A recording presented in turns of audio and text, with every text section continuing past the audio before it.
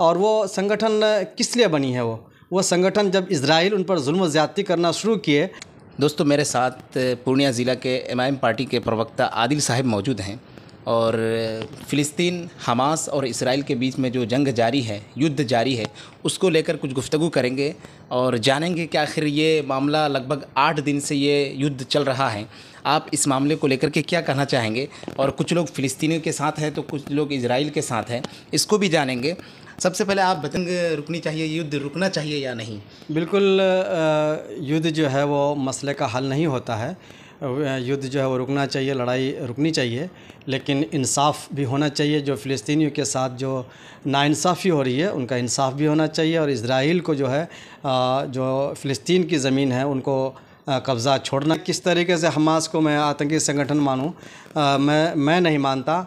वो उनका सोच होगा जो मान रहे होंगे। मैं तो ये समझता हूँ कि हमास जो है या फ़िलिस्तीन की एक शहर गज़ा है जहाँ पे एक हमास संगठन है। और वो संगठन किस लिए बनी है? वो संगठन जब इजराइल उन पर जुल्म ज़्यादती करना शुरू किए और वहाँ की जो लोगों को कत्लेआम, वहाँ के बच्चों को शहीद करना, तो ये कब तक खामोश बैठेगा? हर कोई भी हो, कोई भी इंसान, अगर आपके साथ भी ऐसा हो तो आप भी बर्दाश्त नहीं करेंगे। तो यही हमास के साथ हुआ और हमास जो है खड़ा हुआ, तो आज उसको कुछ लोग जो है वो आतंकवाद के चश्मे से देख रहे हैं। तो मैं समझ के, जहाँ तक हमारे देश के प्रधानमंत्री नरेंद्र मोदी जी का सवाल है कि वो इसराइल के साथ थे, तो इसका मतलब ये नहीं कि अगर नरेंद्र मोदी जी इसराइल के साथ हो तो हम भी इसराइल के साथ हो जाएं, क्योंकि नरेंद्र मोदी जी का ये अपना ओपिनियन है, उनका एक अपना सोच है। ये कोई हमारे मुल्क का कानून नहीं बना है कि प्रधानमंत्री जो बोल देगा उसी को हम मानेंगे। प्रधानमंत्री का एक अपना सोच है और हमको अपना अधिकार, अपना राइट है कि हम नरेंद्र मोदी की ज़बान में हम नहीं बोल सकते, क्योंकि वो उनकी ज़बान है। हमको अधिकार है, हमको राइट है, हमको संविधान ने हक दिया है, इसलिए हम फ़िलिस्तीन के साथ हैं और वो हमास के इसराइल के साथ थे। लेकिन देर आयत दुरुस्त आयत, नरेंद्र मोदी जी को समझ में ये तो मैं नहीं कह सकता, लेकिन जहाँ तक अंदाज़ा है कि उन्होंने वीडियो को देखा होगा कि हमारे पूर्व प्रधानमंत्री जो हमारे पार्टी के हैं, जो काफ़ी बड़े लीडर थे उन बीजेपी के, उन्होंने फ़िलिस्तीन की हमायत की और इसराइल से कहा कि आप फ़िलिस्तीनी ज़मीन को आप जो खाली कर दें, और खाली करना चाहिए। तो शायद हमारे प्रधानमंत्री जी को उन्हीं का देख करके आप समझ में आया, आयत में दुआएं मांग रहे हैं।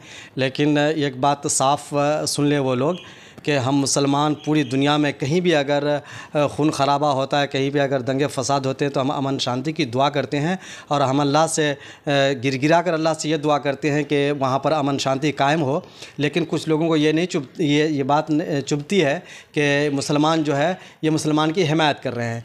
और दूसरी बात ये है कि फिर अगर हम फ़िलिस्तीनियों के लिए अगर हम दुआ कर रहे हैं तो इसमें कौन सी बुरी बात है? कौन से हमने कानून के ख़िलाफ़ वर्जी कर दिया? कौन से हमने हिंदुस्तान के संविधान के ख़िलाफ़ वर्जी कर दिया? हमें हिंदुस्तान के संविधान में हमको अपना अधिकार है ना भाई, हमको अपना हक़ दिया गया कि हम अपने मज़हब पर चलें, हमको अपने मज़हब पर चलने की आज़ादी, और हमने अपने मज़हब के मुताबिक हमने दुआ मांगी। रिश्ता ला इलाहा इल्लल्लाह मुहम्मद रसूलुल्लाह का हमारा रिश्ता है, ये रिश्ता हमारा बरकरार है, था, रहेगा, इसमें कोई दो राय नहीं है। लेकिन जहाँ तक हमारे मुल्क के ताल्लुक़ है, हम मुल्क से वफ़ादारी में हमारे कोई शक नहीं कर सकता। हम अपने मुल्क के लिए जान भी दे सकते हैं, जान भी देते आए और जान भी देंगे।